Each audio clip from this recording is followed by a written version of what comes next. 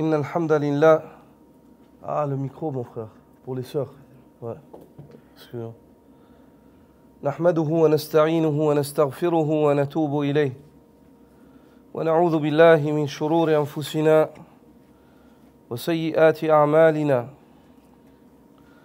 من يهده الله فلا مضل له ومن يضلل فلا هادي له وأشهد أن لا إله إلا الله وحده لا شريك له وأشهد أن محمدًا عبده ورسوله صلى الله عليه وآله وصحبه وسلم تسليمًا كثيرا أما بعد.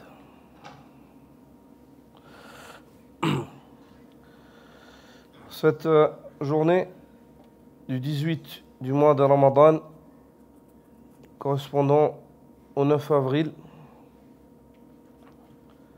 nous continuons avec l'étude de ce thème, des questions qui traitent de la aqida, de la croyance, de la conviction dans l'adoration ou le culte du jeûne. On a évoqué dans le cours passé le premier point, qui est l'importance de l'évocation, de la commémoration de la faveur qu'Allah nous a accordée par le biais de ce jeûne-là.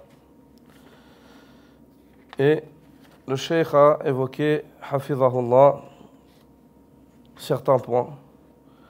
Le bienfait d'être vivant durant le mois, le fait que ce culte soit facilité, le fait qu'on nous ait enseigné comment le réaliser, le fait que l'homme, il n'a de capacité ou de force, si ce n'est par la grâce d'Allah Azza wa Jal. Et combien de personnes, même s'ils sont vivants, ils ne peuvent pas jeûner car ils n'ont pas la capacité.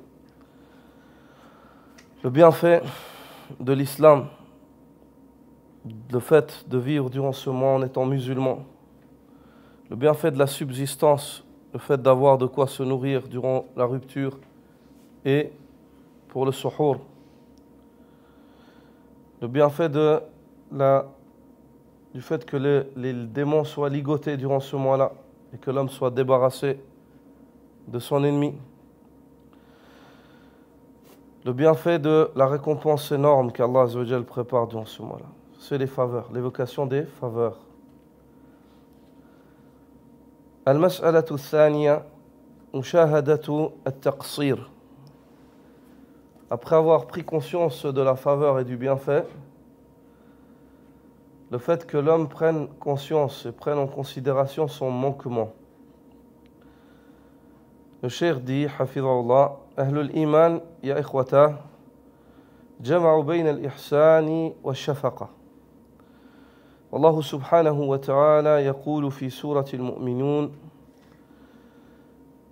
إن الذين هم من خشية ربهم مشفقون والذين هم بآيات ربهم يؤمنون والذين هم بربهم لا يشركون والذين يؤتون ما أتوا وقلوبهم وجلة أنهم إلى ربهم راجعون أولئك يسارعون في الخيرات وهم لها سابقون. Le cheikh dit, les partisans de la foi, ô vous mes nobles frères, ont joint entre eux le fait de donner leur maximum pour être bons, tout en étant pris d'inquiétude par rapport à leurs manquements et leurs défauts. C'est-à-dire, ils font le maximum. Ils essayent de faire de leur mieux pour obéir à Allah, mais par la même occasion, ils sont pris d'inquiétude. Ils sont inquiets.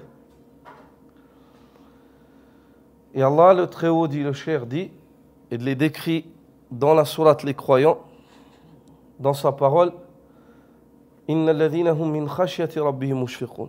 Les croyants sont ceux qui sont dépassés, sont pris de toutes parts par la crainte de leur Seigneur. Ils sont dominés par la crainte d'Allah. Khashyati rabbihim mushfiqun. Et ceci les remplit d'inquiétude. Ils sont inquiets pour le jour où ils seront présentés à Allah par rapport à leurs manquements. وَالَّذِينَ هُمْ بِآيَاتِ رَبِّهِمْ يُؤْمِنُونَ. Ceux-là, ce sont eux qui ont foi en les signes d'Allah, de leur Seigneur. وَالَّذِينَ هُمْ بِرَبِّهِمْ لَا يُشْرِكُونَ. Ils sont ceux qui ne donnent aucun associé à leur Seigneur. وَالَّذِينَ يُؤْتُونَ مَا أَتَوْا وَقُلُوبُهُمْ وَجِلَةٌ أَنَّهُمْ إِلَى رَبِّهِمْ راجعون. Ils sont ceux qui donnent ce qu'ils donnent alors que leur cœur frémisse. C'est-à-dire ils font le bien et ils ont peur pendant qu'ils font le bien. Ils font le bien car ils se rappellent qu'ils retourneront à Allah. Il y a une lecture parmi les qira'at, la lecture de Aïcha Ummul Mu'minin de ce verset-là. Elle dit وَالَّذِينَ يَأْتُونَ مَا أَتَوْا. Pas yu'tun, ya'tun. Ils sont ceux qui font ce qu'ils font. C'est-à-dire il ne s'agit pas juste de donner, mais c'est-à-dire tout ce qu'ils font comme acte. Ils font ce qu'ils font, ils avancent ce qu'ils avancent comme acte. مَا أَتَوْا وَقُلُوبُهُمْ وَجِلَةٌ. Pendant que leur cœur frémisse. أَنَّهُمْ إِلَى رَبِّهِمْ راجعون. À l'idée qu'ils reviendront à leur Seigneur. Le dernier critère qu'Allah donne de cela, أُولَٰئِكَ يُسَارِعُونَ فِي الْخَيْرَاتِ. Ceux-là, tu les trouveras concourir, se presser à faire des bonnes œuvres. وَهُمْ لَهَا سَابِقُونَ. Et ils concourent, ils se pressent, ils pressent le pas, ils se dépêchent de faire des bonnes actions et ils concourent entre eux dans le fait de faire des bonnes actions. Ce hadith-là, ce verset-là, ayyuha al-ikhwa, Ibn Jarir al-Tabari évoque un récit d'Ibn Abbas dans le tafsir de ce verset-là, du verset yu'tuna ma ataw wa qulubuhum wajila. Ils donnent ce qu'ils donnent alors que leur cœur frémisse. Il évoque cette parole d'Ibn Abbas lorsqu'Ibn Abbas dit al-mu'minu yunfiqu malahu wa yatasaddaq wa qalbuhu wajil annahu ila rabbihi raji'. Le croyant donne de ses biens. Il donne l'aumône et son cœur frémit. Son cœur a peur lorsqu'il se rappelle qu'il va retourner vers Allah. Pourquoi? Parce qu'il est conscient qu'il ne peut pas s'appuyer sur son effort, car Allah mérite bien plus. Et que même dans son effort, il y a des manquements. Une parole très intéressante qui explique ce verset-là, c'est la parole de Hassan al-Basri, rahimahullah, qui a été évoquée aussi dans le tafsir de Tabari. Al-Hassan, rahimahullah, dit إن المؤمن جمع إحسانا وشفقة وإن المنافق جمع إساءة وأمنا. Al-Hassan al-Basri dit, tu trouveras le croyant joindre entre eux le fait d'être excellent, de donner son maximum et d'être inquiet. Quant à l'hypocrite, tu le trouves être très mauvais et se sentir à l'abri. Subhanallah, vous avez compris le verset? Al-Hassan al-Basri, cette parole de Hassan al-Basri explique très bien l'aya. Mais cette aya, ayyuha al-ikhwa, elle a été expliquée par celui sur qui le Coran est descendu, le prophète Muhammad sallallahu alayhi wa sallam. Dans le hadith d'Aïcha radiyallahu ta'ala anha, rapporté par l'imam Ahmad et Tirmidhi, ainsi que d'autres, où le prophète sallallahu alayhi wa sallam a expliqué وَالَّذِينَ يُؤْتُونَ مَا آتَوْا وَقُلُوبُهُمْ وَجِلَةٌ. Ils sont ceux qui donnent ce qu'ils donnent alors que leur cœur tremble. Aïcha radiyallahu anha a questionné le prophète sallallahu alayhi wa sallam. Elle lui a dit, Ya Rasulallah, أهم الذين يزنون يسرقون ويشربون الخمر. Est-ce que c'est des gens qui, en plus de cela, en fait, ils font des bonnes actions, mais de l'autre côté, ils boivent aussi, ils consomment des boissons enivrantes, ils commettent l'adultère, ils volent, ils pillent. Est-ce que c'est ces gens-là, de ces gens-là qu'Allah nous parle? Est-ce donc de ces gens-là qu'Allah nous parle? Le prophète sallallahu alayhi wa sallam dit La yabnat as-siddiq. pas du tout aux filles du véridique, aux filles d'Abu Bakr. Au fi riwaya, la yabnata Abi Bakr. Pas du tout aux filles d'Abu Bakr. Il a dit, hum alladhina yasumuna wa yusalluna wa yatasaddaquna wa hum yakhafuna an la yutaqabbala minhum. Il a dit pas du tout. Bien au contraire. Ils sont ceux qui jeûnent, qui prient, qui donnent l'aumône et craignent qu'Allah n'accepte pas cela d'eux. Et craignent qu'Allah n'accepte pas cela d'eux. Le cheikh dit مشاهدة التقصير ومطالعة عيب النفس والعمل هذه يا إخوة توجب أمرين عظيمين. Le fait que l'homme prenne en considération son manquement malgré l'effort et qu'il ait conscience de ses défauts, des défauts de son être, ainsi que des défauts qu'il y a présents dans ses actes d'obéissance. Il dit, oh mes chers frères, ceci implique deux choses, ça amène deux choses. Lorsque l'homme prend en considération cela, ça fait naître en lui deux choses. Al-awwal, al-inkisaru wal-iftiqar. La première de ces choses, c'est le fait que l'homme se brise devant Allah Azza wa Jal et qu'il comprenne qu'il a besoin d'Allah. Il ne peut pas être indépendant et juste par ses œuvres, c'est bon. Moi j'ai fait ça et puis c'est bon, je me débrouille tout seul. قال ابن القيم رحمه الله في الوابل ابن القيم dit dans الوابل الصيب أقرب باب دخل منه العبد على الله تعالى هو الإفلاس فلا يرى لنفسه حالا ولا مقاما. انتهى كلامه رحمه الله. Ibn al-Qayyim dit dans Al-Wabil al-Sayyib, la porte la plus proche par le biais de laquelle l'homme est très proche d'Allah. S'il rentre par cette porte, il est très proche d'Allah. Il s'approchera beaucoup d'Allah subhanahu wa ta'ala. Celle par laquelle il se rapprochera le mieux d'Allah, c'est la porte de l'iflas. La porte par laquelle le serviteur rentre et il témoigne devant Allah qu'il est ruiné, il ne possède rien si ce n'est Allah. Il ne se dit pas, ouais c'est bon, j'ai cette œuvre, avec ça je rentrerai au paradis, ou j'ai ça, ou je suis intelligent. Non. Ya Rabbi, si tu ne me sauves pas, je suis fichu. Malgré ses œuvres, il s'en remet totalement à Allah subhanahu wa ta'ala.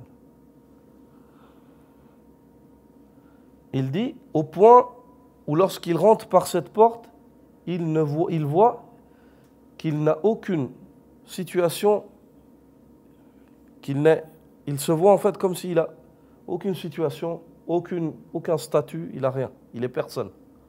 Sans Allah Azza wa Jal, il est fichu.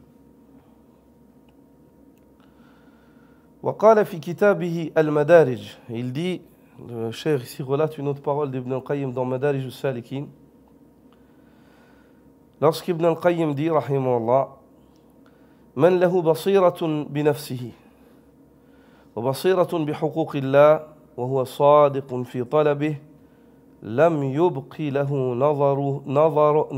نظره في سيئاته حسنة البتة. Ibn al-Qayyim dit, celui à qui Allah Azza wa Jal accorde une claire vision quant à son être, quant à son sujet. C'est-à-dire, il voit au clair qui il est. بصيرة بحقوق الله, et une claire vision sur le droit d'Allah sur lui. وهو صادق في طلبه, et le fait que cette personne-là soit véridique dans la recherche de la proximité d'Allah Azza wa Jal. C'est-à-dire, il voit qu'Allah Azza wa Jal, il est parfait et il mérite ce qui est parfait, et il voit que lui, il est plein de manquements et plein de défauts. Lui, il désire s'approcher d'Allah, mais il voit qu'il y a une longue distance, un écart. Il dit لم يبق له نظره في سيئاته حسنة البتة. Lorsqu'il prend en considération d'une manière sincère les péchés qu'il a, ceci lui fait oublier toutes ses bonnes actions. Il oublie toutes ses bonnes actions quand il commence à compter ses péchés. Il y a ce récit d'Omar ibn al-Khattab radiyallahu anhu, lorsqu'il dit à Abu Dharr ou Abu Darda, je ne me rappelle plus lequel, l'un de ces deux compagnons. Il lui dit, que dis-tu sur le fait que nous avons devancé les gens dans l'islam et que les gens vont adhérer à cette religion et ils vont rentrer en masse? Que dis-tu de cela? Et que nous, on les aura devancés en cela. Qu'est-ce que tu penses de cela? Il a dit, Ya Amir al-Mu'minin, Hassan, il a dit, c'est une bonne chose. Une chose noble, par laquelle on espère auprès d'Allah Azza wa Jal. Il dit, quant à moi, j'espérais qu'on ne m'évoque jamais cela. J'espérais jamais entendre parler de cela. J'espère juste qu'Allah Azza wa Jal me sauve et que je ne sois pas châtié, dit Omar. Ça, c'est la situation qu'évoque Ibn al-Qayyim. Ça, c'est la situation des salafs. Avec ce que vous savez d'Omar ibn al-Khattab, est-ce que aujourd'hui, toutes nos bonnes actions, ce qu'on fait dans le dîn d'Allah subhanahu wa ta'ala, ces personnes-là, ils ont une part là-dedans. Toute la ummah, ce qu'elle fait comme khayr, ces gens, ils ont une part par la grâce d'Allah. فلا يلقى الله إلا بالإفلاس المحض. Ibn al-Qayyim dit, à ce moment-là, lorsque le serviteur arrive à ce degré-là, il ne se dirige vers Allah que par le biais de la ruine dans laquelle il a compris, laquelle il est. C'est-à-dire, il se dirige vers Allah en disant, oh Allah, je ne suis rien et je n'ai rien, je n'ai que toi. Sauve-moi. وَالْفَقْرِ الصِّرْفِ, ainsi qu'une pauvreté pure. لأنه إذا فتش عن عيوب نفسه وعيوب عمله علم أنها لا تصلح لله. Il vient à Allah avec sa ruine, en étant dans une ruine évidente, ainsi qu'une pauvreté pure. Ibn al-Qayyim dit ceci, car si l'homme commence à fouiller dans sa personne, dans les défauts de son être, ainsi que les défauts qu'il y a dans ses œuvres, il voit que Allah, elles ne sont pas en fait, elles ne sont pas, Allah subhanahu wa ta'ala mérite bien mieux que cela. Elles ne sont pas présentables à Allah. Lui, il n'est pas présentable et ses œuvres, elles ne sont pas présentables. وأن تلك البضاعة لا تشترى بها النجاة عن عذاب الله. Et il prend en considération qu'avec cette marchandise, il ne saurait acheter le salut du châtiment d'Allah. Il ne peut pas prétendre par le biais de ses œuvres ou de son être, je vais me sauver du châtiment. فضلا عن الفوز بعظيم ثواب الله. Il dit, il ne peut même pas se sauver du châtiment. Comment est-ce qu'il pourrait espérer gagner le Jannah? فإن خلص له عمل وحال مع الله وصفى له معه وقت شاهد منة الله عليه به. Si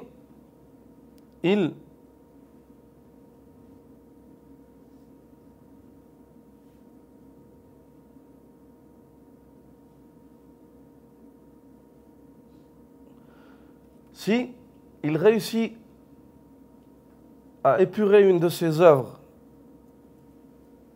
et il est convaincu qu'il l'a faite pour Allah subhanahu wa ta'ala et qu'il médite sur cette œuvre-là, à ce moment-là, il prendra en considération que cette œuvre, s'il a réussi, c'est une faveur d'Allah et qu'elle ne vient pas de lui. C'est Allah qui lui a accordé. C'est un tawfiq.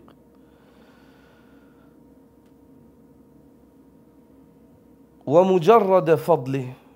Et c'est une faveur, tout simplement une faveur d'Allah. Ce n'est pas une chose qu'il a réussi à atteindre par sa perspicacité, ou sa force, ou son intelligence, ou sa piété. C'est la grâce qu'Allah lui a accordée. وَأَنَّهُ لَيْسَ مِن نَفْسِهِ. Et que cela ne vient pas de lui. وَلَا هِيَ أَهْلٌ لِذَلِكَ. Car son être n'est pas à même, en fait, d'amener des œuvres comme ça. N'est pas à même. C'est Allah qui les accorde. فَهُوَ دَائِمًا مُشَاهِدٌ لِمِنَّةِ اللَّهِ عَلَيْهِ. Cette personne-là est constamment, témoigne constamment de la faveur qu'Allah lui accorde. وَلِعُيُوبِ نَفْسِهِ وَعَمَلِهِ. Et il est constamment témoin des défauts qu'il y a dans ses œuvres et dans sa personne. لِأَنَّهُ مَتَى تَطَلَّبَهَا رَآهَا. Ceci car chaque fois qu'il va chercher à dévoiler son être, il va la trouver comment elle est. Chaque fois qu'il va dévoiler son être, il va voir les défauts de sa personne très rapidement. Il n'y aura pas besoin de fouiller longtemps. وهذا من أجل أنواع المعارف وأنفعها للعبد. Et la prise en considération de ce qui vient d'être évoqué fait partie des connaissances les plus majestueuses qu'Allah puisse accorder aux serviteurs ainsi que les plus utiles qui soient pour lui. وَلِذَلِكَ كَانَ سَيِّدُ الْإِسْتِغْفَارِ. C'est pour cela que l'invocation qui est appelée la maîtresse de la demande de pardon, Allahumma anta rabbi, la ilaha illa ant, ou Allah, c'est toi mon Seigneur, il n'y a de divinité en droit d'être adoré si ce n'est toi, khalaqtani, c'est toi qui m'as créé, wa ana abduka, et c'est moi qui suis ton serviteur, wa ana ala ahdika wa wa'dika mastata'at, et je me tiens sur le serment que je t'ai fait ainsi que sur l'engagement que j'ai vis-à-vis de toi ainsi que sur la promesse que tu nous fais. Mastata'at, tant que j'ai la possibilité. A'udhu bika min sharri ma sana'at. Je me réfugie auprès de toi contre le mal que j'ai pu commettre. Abu'u laka bi ni'matika alayya. Je reconnais pleinement la faveur que tu m'as accordée. Wa abu'u bi dhanbi. Et je reconnais pleinement le péché que j'ai commis. Faghfir li. Pardonne-moi donc. Fa innahu la yaghfiru dhunuba illa ant. Car personne, si ce n'est toi, n'est capable ou n'a la capacité de pardonner les péchés. Intaha kalamu rahimahullah. Sur ce, Ibn al-Qayyim clôt. Donc le premier des points que l'homme tire en prenant en considération ses défauts, ayyuhal ikhwa, le premier des points, la première des utilités, c'est le fait qu'il se brise devant Allah subhanahu wa ta'ala. Il se courbe devant le Seigneur des univers et il témoigne de son besoin incessant d'Allah. Il est convaincu qu'il a besoin d'Allah plus que tout. Et que sans Allah, il n'est rien. Sans Allah, il n'est rien. Il rapportait du prophète sallallahu alayhi wa sallam,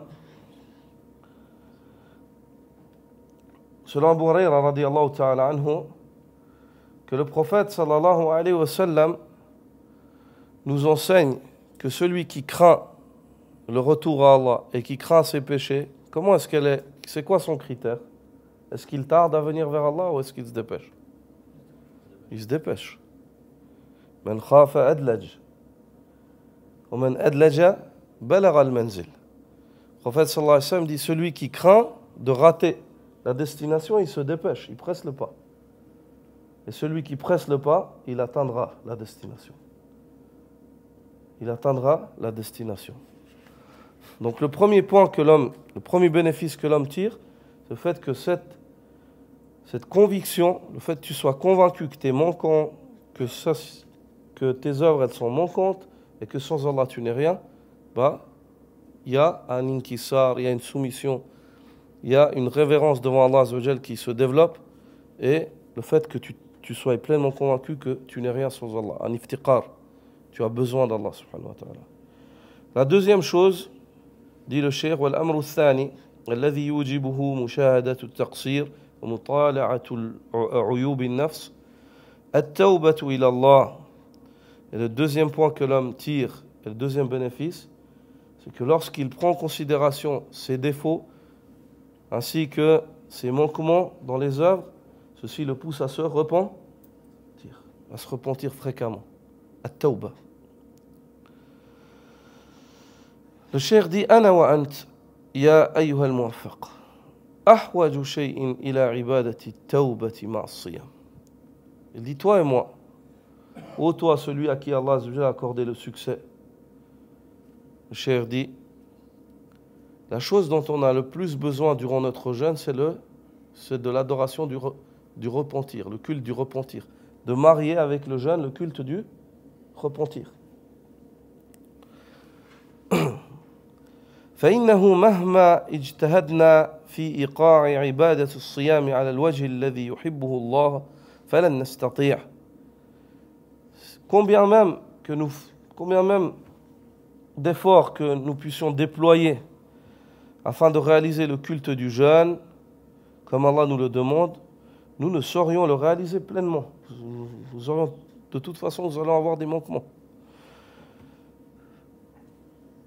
فحق الله عظيم, et le droit d'Allah Azza wa Jal sur nous est immense.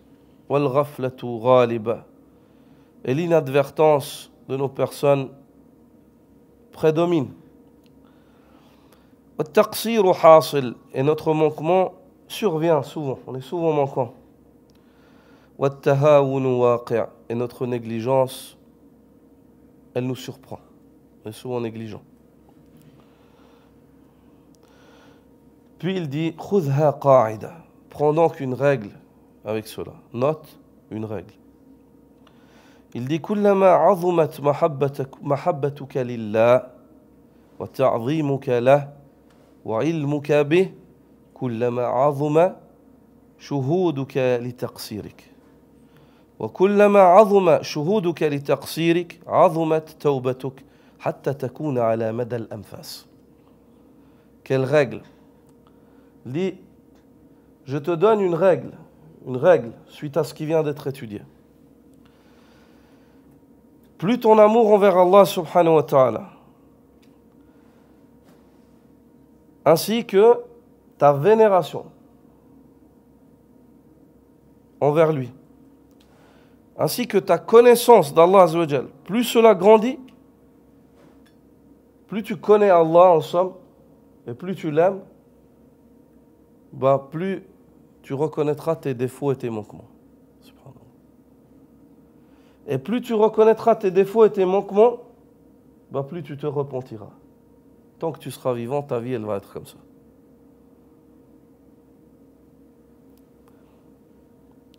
Le repentir, ayyuha al-ikhwa,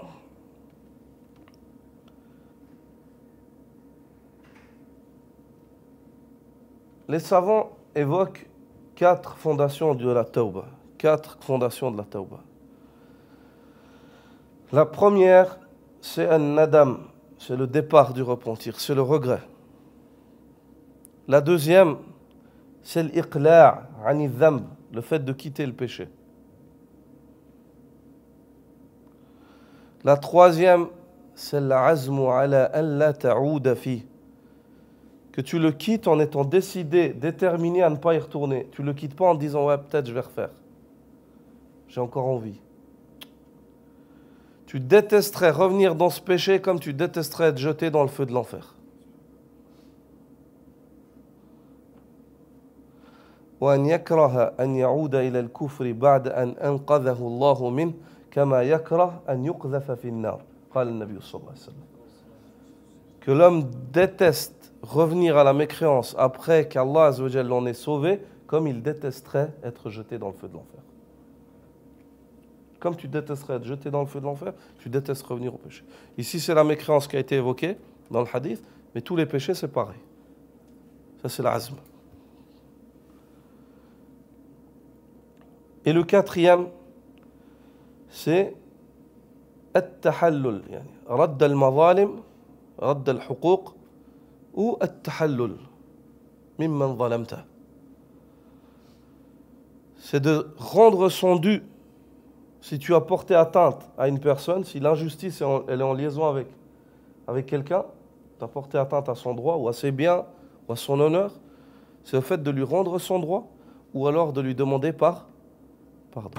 Cette quatrième condition, c'est une condition qui est rajoutée lorsque le repentir ou l'acte que tu as commis, ou la chose que tu as faite, elle est en liaison avec les fils d'Adam, avec tes semblables, avec les créatures.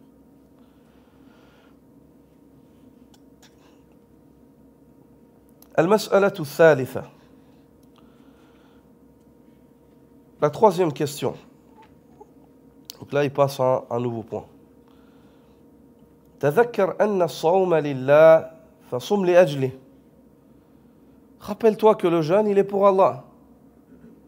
Jeûne donc pour lui. Jeûne donc pour lui. النبي صلى الله عليه وسلم قد قال كما في حديث أبي هريرة رضي الله عنه يقول الله عز وجل الصوم لي وأنا أجزي به يدع شهوته وأكله وشربه من أجلي. Le prophète sallallahu alayhi wa sallam, comme le rapporte Abu Hurayra radiyallahu ta'ala anhu, dit qu'Allah le Très-Haut dit: le jeûne est pour moi, c'est moi qui en assure la récompense. Ceci car l'homme a délaissé pour moi ses désirs, sa nourriture, sa boisson. وقوله صلى الله عليه وسلم فيما يروي عن ربه الصوم لي قد اختلف أهل العلم في توجيهه. Et la parole d'Allah, la parole du messager d'Allah sallallahu alayhi wa sallam, lorsqu'il relate la parole de son Seigneur, qui Allah dit le jeûne est pour moi, les savants ont divergé sur le sens de cette parole. فقيل, il est dit المقصود أن الصوم عبادة مقدمة عند الله سبحانه وتعالى محبوبة إليه ولذا فلا يعلم قدر جزائه إلا الله. La première, ce qui est voulu par cette parole, le jeûne est pour moi, c'est le fait que le jeûne, cet acte d'adoration est aimé par Allah subhanahu wa ta'ala. Et lorsqu'Allah dit « il est pour moi, c'est moi qui en assure la récompense », ceci veut dire que nul ne connaît la récompense de cela si ce n'est Allah subhanahu wa ta'ala. Nul ne connaît la récompense de cela si ce n'est Allah subhanahu wa ta'ala. Ibn Abd al-Barr rahimahullah dit كفى بقوله الصوم لي فضلا للصيام على سائر العبادات. Il suffit pour témoigner du vertu du jeûne et de son importance, la parole du prophète sallallahu alayhi wa sallam qui relate la parole d'Allah, le jeûne est pour moi et c'est moi qui en assure la récompense. S'il n'y avait pas un autre hadith que ce hadith-là, ça aurait suffi pour témoigner de l'importance du jeûne et du fait que le jeûne est privilégié sur les autres actes d'adoration. وقيل إن معنى قوله الصوم لي, et il est dit que parmi les sens de cette parole, le jeûne est pour moi, أي إنه لم يعبد به غير الله بخلاف غير الصوم من العبادات فالدعاء والركوع والسجود والصلاة ونحو ذلك من العبادات قد تعبد بها المشركون لغير الله إلا الصوم هكذا قيل. L'autre sens, c'est que le jeûne en tant que culte, autre qu'Allah Azza wa Jal, n'est pas adoré en général par le jeûne. Contrairement à l'invocation ou au ruku' ou au sujoud ou à la prière ou bien aux autres actes d'adoration comme le sacrifice et ainsi de suite. Les polythéistes les vouent comme acte de culte à leur divinité. Tandis que le jeûne chez les Arabes, il n'était pas connu chez les mouchrikoun. Les mouchrikoun, ils ne jeûnaient pas pour leur aliha. Ils ne jeûnaient pas pour leur divinité. وقيل إن معنى قوله الصوم لي, il est dit que parmi les sens de la parole du prophète sallallahu alayhi wa sallam qui relate la parole d'Allah, le jeûne est pour moi, يعني ليس للصائم فيه حظ بخلاف غيره من العبادات, que le jeûneur n'a aucune part dans cet acte de culte, contrairement aux actes d'adoration. D'autres actes d'adoration, le jeûneur, il tire peut-être un profit dedans. Tandis que dans le jeûne, à la base, non.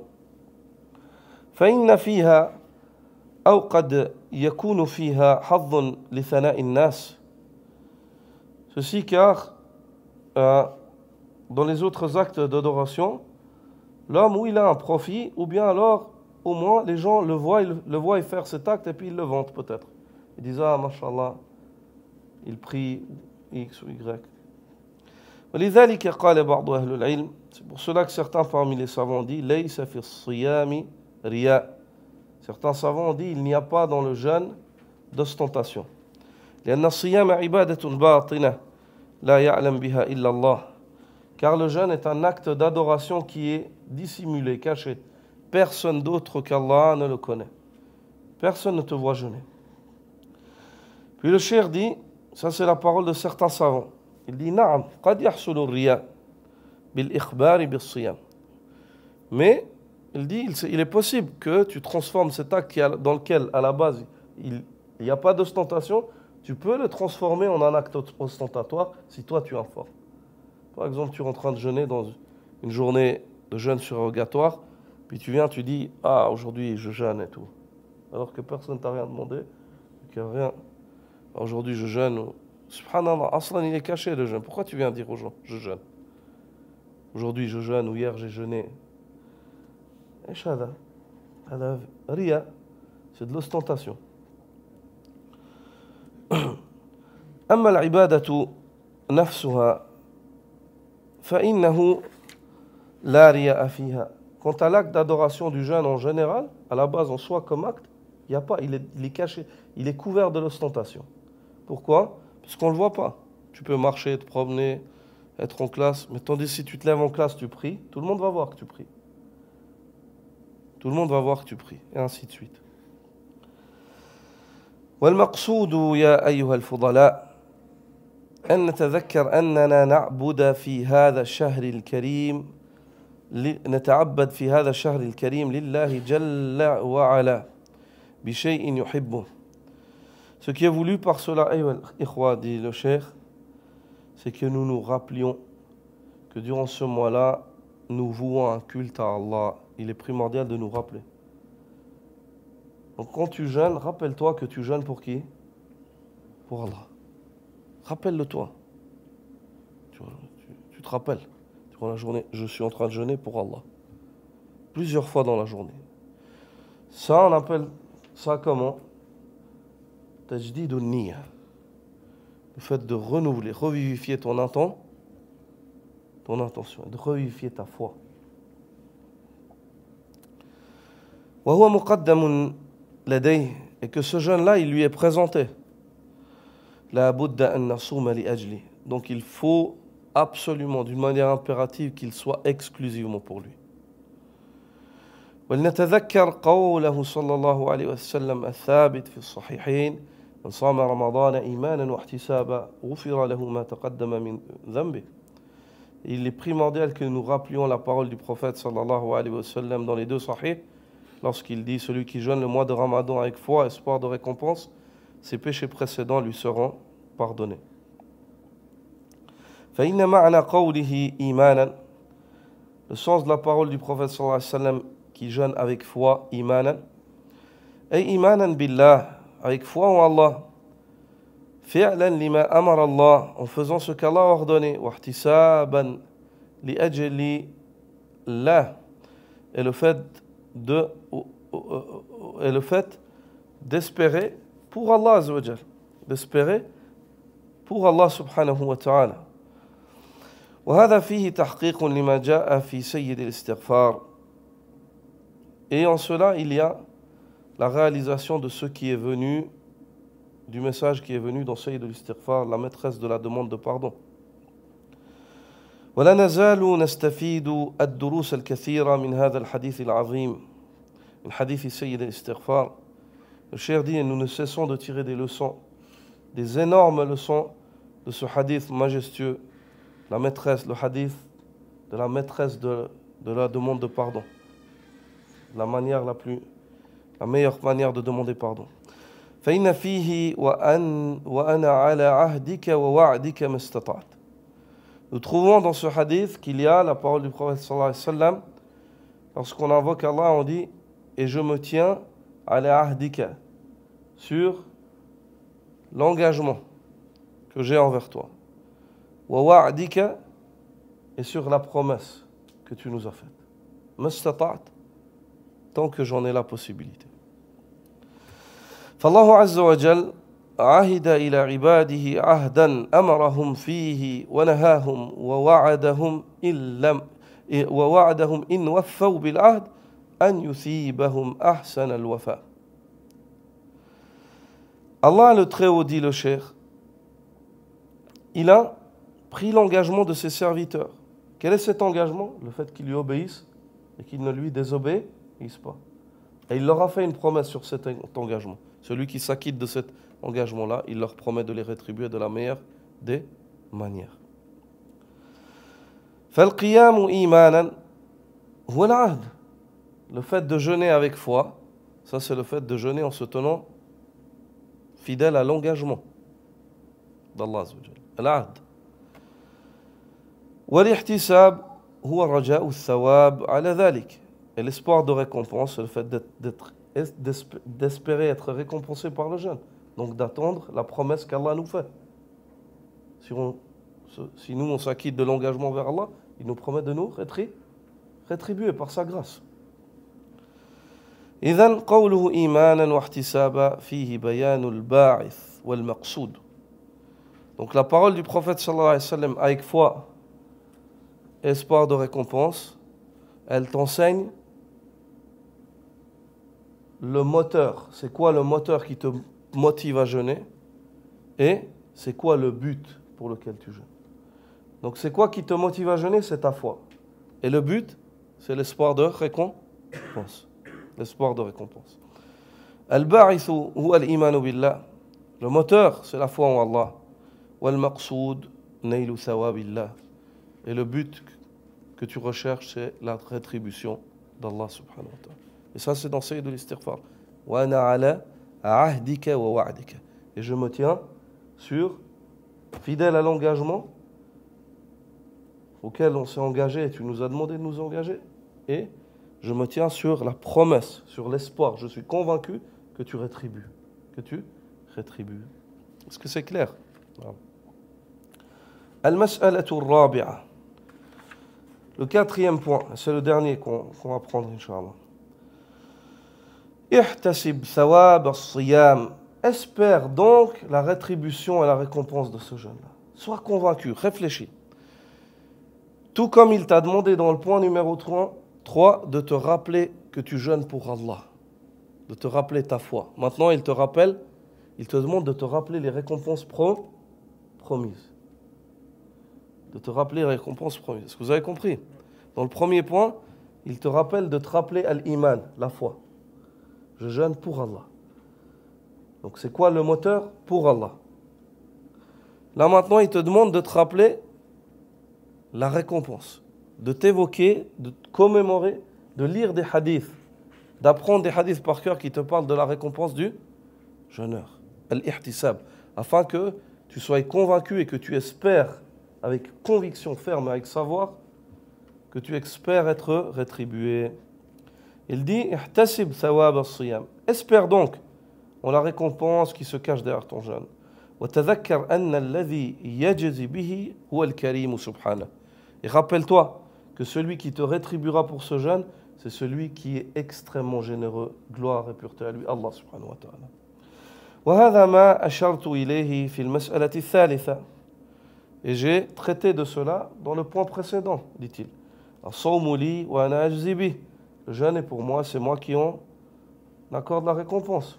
Il a parlé de cela. Ahdika wa wa'dika.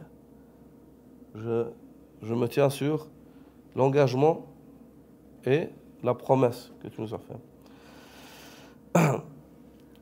Ma a'zam hadhihi al-kalima.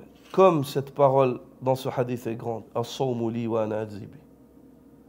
Regarde, as-sawmu li, c'est l'iman. Le jeûne est pour moi, c'est la foi. Wa ana ajzi bi, c'est l'espoir de récompense. Comme elle est grande cette parole, dit le cheikh. Inna al-karima, celui qui est infiniment généreux, إذا قال أنا الذي أتولى العطاء فلا شك أنه سيكون عطاء معظما. ومفخما. Si celui qui est connu pour être infiniment généreux, si c'est lui qui dit moi je prends la garance, c'est moi qui vous garantis que je vais vous rétribuer, il n'y a aucun doute à ce moment-là, on n'a plus de doute que c'est lui qui rétribue, ça c'est sûr, mais que la rétribution elle sera copieuse, généreuse, grande. فكيف إذا كان أكرم الأكرمين سبحانه وتعالى. Si déjà une personne qui est très généreuse, une personne que tu connais dans ton entourage et qui est généreuse, si elle te dit viens, t'inquiète pas, je vais vous honorer comme il faut, et tu sais qu'en général il honore comme il faut, t'as un doute? Pourquoi? Parce que tu le connais, tu sais.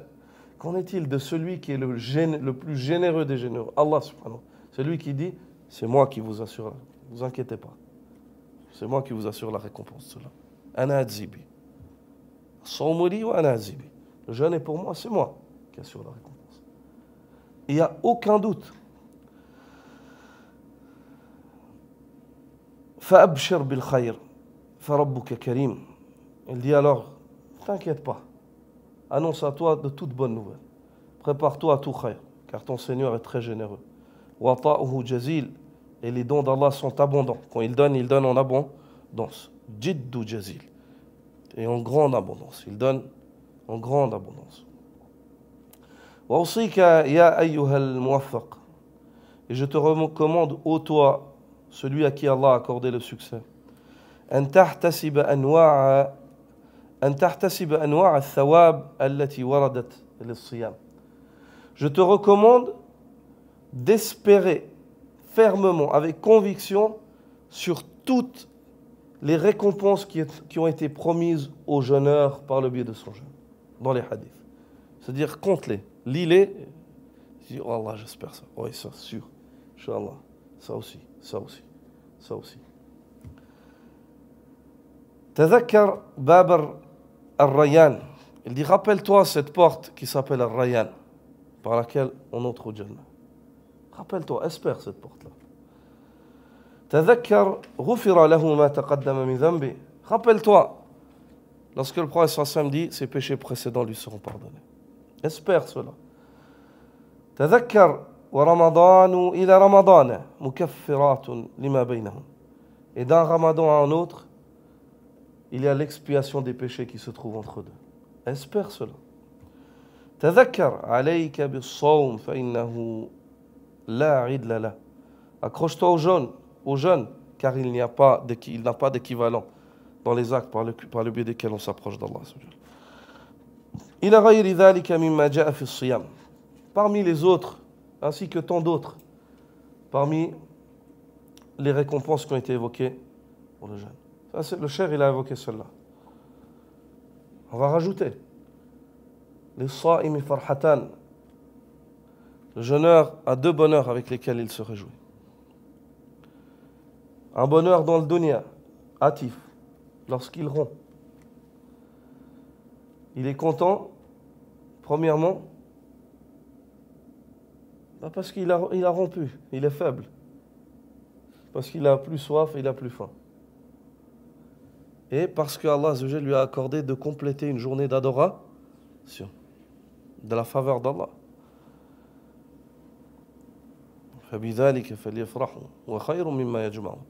Ils se réjouissent pour cela. C'est bien mieux que tout ce qu'ils peuvent amasser. Et l'autre, c'est quand? Lorsqu'il rencontre Allah. Rappelle-toi de cela. Espère le jour où tu te réjouiras, où tu rencontreras Allah subhanahu wa ta'ala. Was-siyamu junna. Rappelle-toi de cela aussi. Le jeûne est un bouclier. Un bouclier. Il te protège des péchés ici-bas et il te protège, Inch'Allah, du feu de l'enfer par la grâce d'Allah dans l'au-delà. Rappelle-toi, l'odeur qui émane de la bouche du jeûneur est meilleure auprès d'Allah que le parfum prestigieux. Assieds-toi bien, mon jeune frère. Oui. T'es malade? Assieds-toi par terre. Laisse le téléphone. Tu es en train de suivre le cours? Ok, pardonne-moi.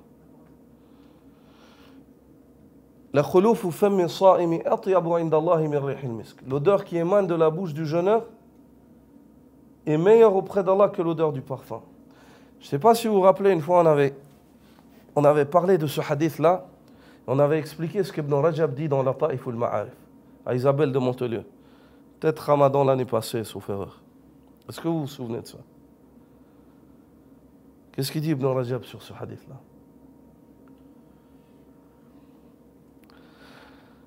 La première des raisons, pourquoi est-ce qu'Allah aime cette odeur-là, qui à la base, dans la nature humaine, c'est une odeur qui émane d'un estomac vide. Donc c'est une odeur qui est gênante. Une des raisons, c'est la deuxième qu'il évoque, mais on va l'évoquer en premier, c'est celle que vous devez tous connaître. Pourquoi est-ce qu'Allah aime ça?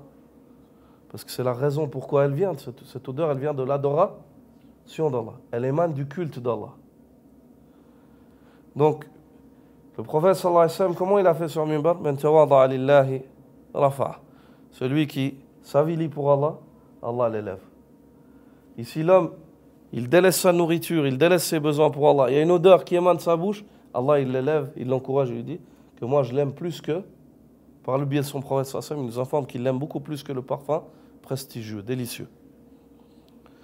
La deuxième, et celle-là est très intéressante. Ça, vous vous souvenez pas? Yawm al-Qiyamah. Yawm al-Qiyamah, cette odeur-là, de la bouche du jeûneur, il sort une odeur de parfum prestigieux que tu n'as jamais entendu. Les jeûneurs, le jour de la résurrection, de leur bouche, est dégagé un parfum prestigieux que personne n'a jamais senti une odeur aussi bonne que celle-là. Parmi les autres hadiths qui sont encourageants, ce hadith-là d'Abu Sa'id al-Khudri, lorsque le prophète sallallahu alayhi wa sallam dit Ma min abidin yasumu yawman fi sabilillah illa ba'ada Allahu wajhahu min an-nari bidhalika al-yawm 70 kharifa. Il n'y a pas un serviteur qui jeûne une journée dans le sentier d'Allah, pour Allah Azza wa Jal. Si ce n'est que par le biais de cette journée qu'il a jeûné, Allah éloigne son visage du feu de l'enfer 70 années. 70 années. L'expiation des péchés. Ce hadith rapporté par les deux cheikhs, où le prophète sallallahu alayhi wa sallam, hadith de Hudhayfa ibn al-Yaman, le prophète sallallahu alayhi wa sallam dit Fitnatu rajul fi ahlihi wa malihi wa jari tukaffiruhu as-salatu wa as-siyam wa sadaqa. L'épreuve par laquelle l'homme est éprouvé dans sa famille, ses biens, dans son voisinage, et puis ça le pousse à commettre des erreurs. Cette épreuve-là, elle est expiée par quoi? Par la prière, le jeûne et l'aumône.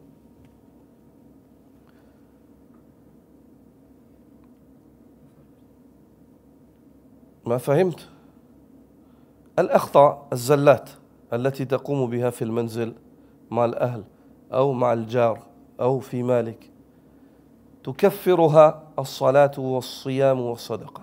تكفير. Parmi les vertus du jeûne aussi, le fait qu'il soit un intercesseur. As-siyam wal-Qur'an. Le jeûne et le Coran intercèdent en faveur le Coran en faveur de son lecteur et le jeûne en faveur de celui qui l'a accompli. فيقول الصيام إي ربي منعته الطعام والشهوة والشراب شفعني فيه.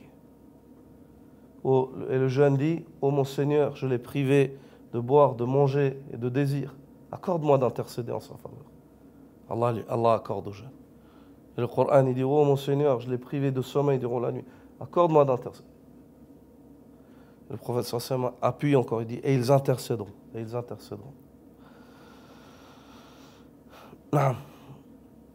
Ensuite, le cheikh dit, لاحظ أن القاعدة في أبواب العبادات أن رجاء الثواب المعين أقوى في التصديق وأدعى إلى تحسين العبادة. À nouveau, il te donne une règle, une qaïda. Il dit, il prend en considération que la règle dans le chapitre des actes d'adoration te dit que le fait que l'homme espère profondément une récompense précise, ceci le pousse à certifier son acte, à être vraiment, à le faire en fait avec beaucoup d'engagement. Quand tu es sûr que on dit, c'est comme si tu vois, tu travailles, on dit tu auras ça, ce salaire. Ça te motive. D'accord? Ainsi que ça le poussera à parfaire son acte, à le faire de la meilleure des manières. Pour cela qu'il est très important, lorsque rentre le mois de Ramadan, lorsque rentre le temps du Hajj, lorsque rentre Al-Ashr Dhul-Hijjah, le début de Dhul-Hijjah, même pour ceux qui ne sont pas pèlerins, rentre le mois de Sha'ban, ainsi de suite. Chaque année, il ne faut pas se gêner de répéter ces hadiths, de répéter. Soit pour les imams dans les mosquées, ou bien les frères, ou dans vos maisons, avec vos familles. Répétez. Répétez ces choses-là. C'est primordial. Il est primordial de répéter. Car ça motive, on a besoin. Dhikra tanfa'ul mu'minin. Et le rappel, il est profitable aux croyants. كما أنني أنبهك إلى أمر مهم يتعلق بباب احتساب الأجر. Il dit, j'attire ton attention sur un point très important, en liaison avec l'espoir de récompense. ألا وهو, et ce point-là, c'est le suivant. أن للمؤمن نظرين في هذا المقام. C'est que le croyant, lorsqu'il espère la récompense, ceci lui ouvre deux angles de vision, deux points. Ça le pousse à deux choses. الأول أنه يؤمن ويصدق ويوقن أن هذا ثواب الله الذي رتبه سبحانه وتعالى على هذه العبادة أو تلك والله لا يخلف الميعاد فهو واقع قطعا لكل من استجمع شروط الإثابة وانتفى عنه الموانع هذا نظر مطلق. Le premier des points qu'il doit prendre en considération lorsqu'il espère une récompense, et ce point-là, c'est une considération absolue, à l'absolu, indiscutable. Il doit être convaincu, avoir foi à être convaincu, sans l'ombre d'un doute, que cette récompense qu'Allah subhanahu wa ta'ala a établie pour tel ou tel acte et qu'il a promise, Allah subhanahu wa ta'ala s'en acquitte et Allah ne rompt jamais ses engagements. Aucun doute. Aucun doute. Pas l'ombre d'un doute. Qu'Allah, lorsqu'il te promet une récompense, il s'en acquitte. Il ne rompt jamais ses engagements. Allah la yukhliful mi'ad. Allah ne rompt jamais ses engagements. Aucun doute. À condition que la personne il a rempli cet acte en complétant toutes les conditions qui sont demandées pour l'acte, puis en écartant tous les obstacles qui font que cet acte il n'aboutisse pas, qu'il n'atteigne pas, cette flèche elle n'atteigne pas sa cible. Est-ce que c'est clair? Non. والثاني, et le deuxième, وثمة نظر معين يتعلق بالإنسان نفسه.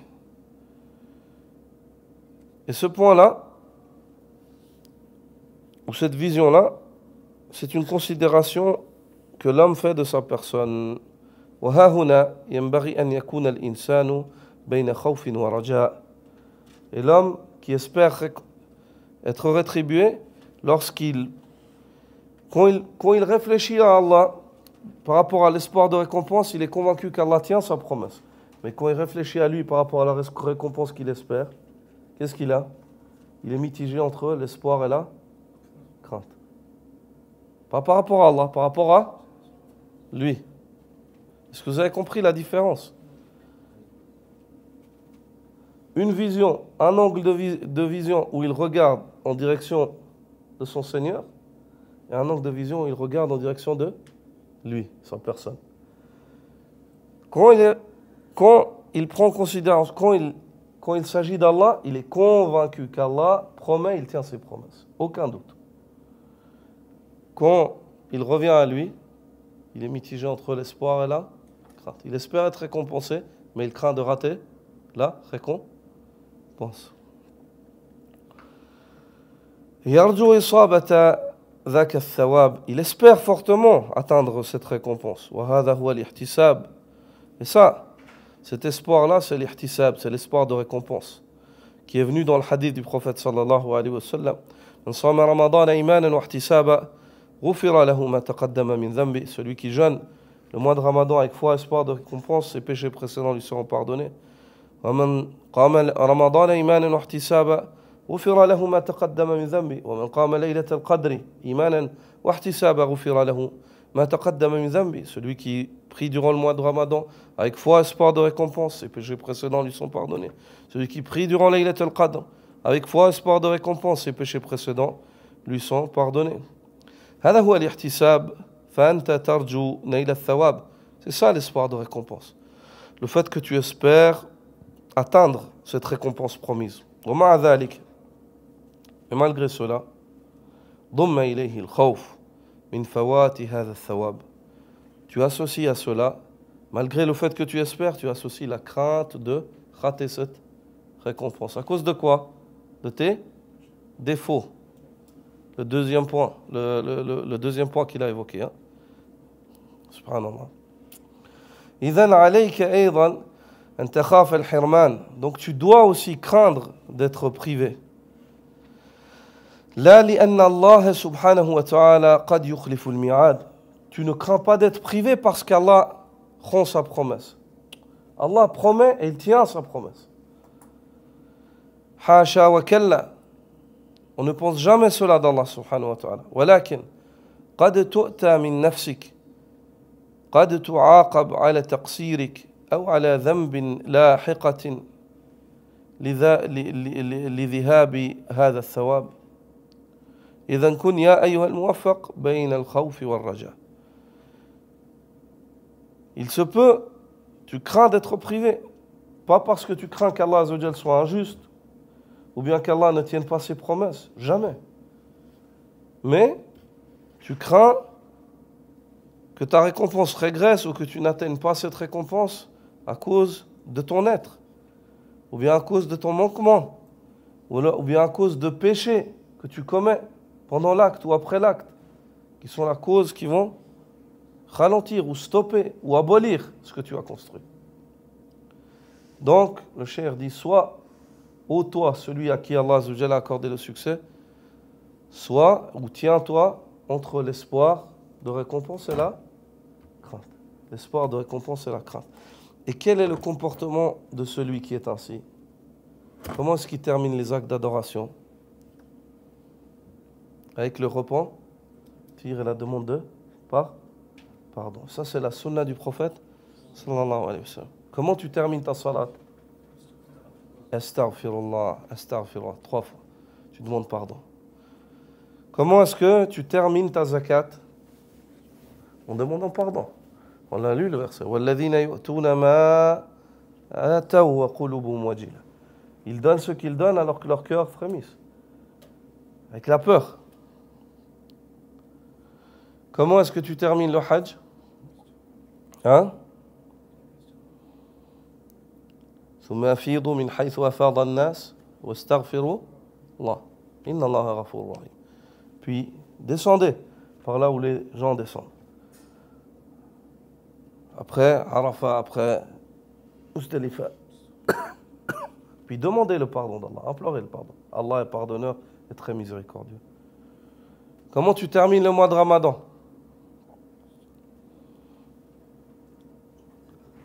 Avec Zakatul Fitr.